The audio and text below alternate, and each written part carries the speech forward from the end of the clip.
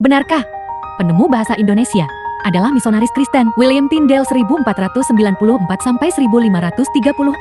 adalah orang pertama yang menerjemahkan Alkitab dari bahasa aslinya, yaitu Ibrani dan Yunani, ke dalam bahasa Inggris. Terjemahannya ini disebut Alkitab Tyndale. Tyndale adalah seorang sarjana dan ahli bahasa yang berbakat. Ia ingin agar semua orang di Inggris dapat membaca kitab suci dalam bahasa mereka sendiri.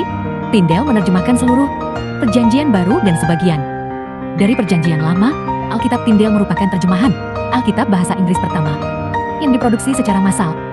Karya Perjanjian Lama yang diterjemahkan Tyndale selama hidupnya antara lain Pentateuch, Kitab Yunus, dan revisi dari Kitab Kejadian. Penterjemah pertama Alkitab berbahasa Indonesia. 1. Albert Cornelius Ruyle. Albert Cornelius Ruyle, seorang pedagang yang ikut dalam kapal VOG, menerjemahkan Alkitab ke dalam bahasa Melayu pada abad ke-17.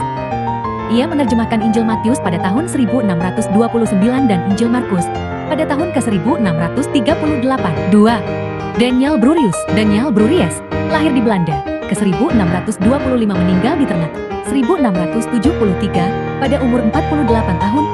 Ia adalah seorang pendeta Belanda yang dikenal terutama karena merupakan salah satu orang pertama yang menerjemahkan bagian-bagian Alkitab, yaitu Kitab Kejadian dan Perjanjian Baru, ke dalam bahasa Melayu yang menjadi cikal bakal Alkitab bahasa Indonesia.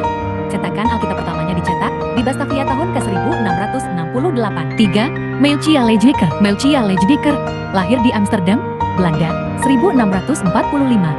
Meninggal di Batavia, 16 Maret tahun 1701, pada umur 56 tahun.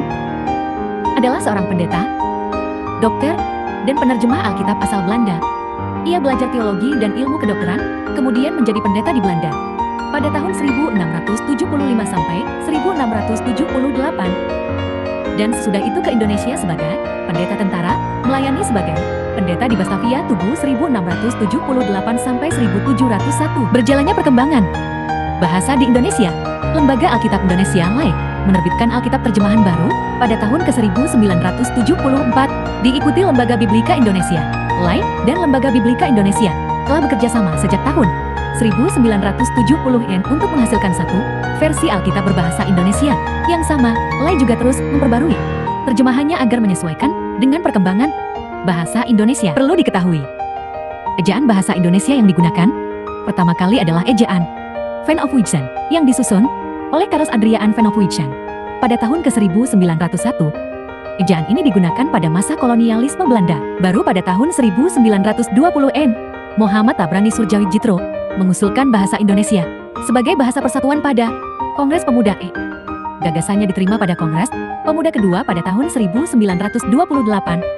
Gagasannya diabadikan dalam butir ketiga Sumpah Pemuda. Kemudian, ejaan Van of Wijsen digantikan oleh ejaan Suwandi pada tahun ke-1947. Ejaan Suwandi diresmikan oleh Mr. Raden Suwandi yang menjabat sebagai Menteri Pendidikan, Pengajaran, dan Kebudayaan pada saat itu. Ejaan ini juga disebut ejaan Republik karena terbentuk berdekatan dengan Hari Proklamasi. Ejaan Suwandi kemudian digantikan oleh ejaan yang disempurnakan pada tahun ke-1972. Ejaan ini merupakan ejaan yang digunakan secara resmi hingga saat ini. Dari sini, kita bisa pahami siapakah penemu bahasa Indonesia pertama.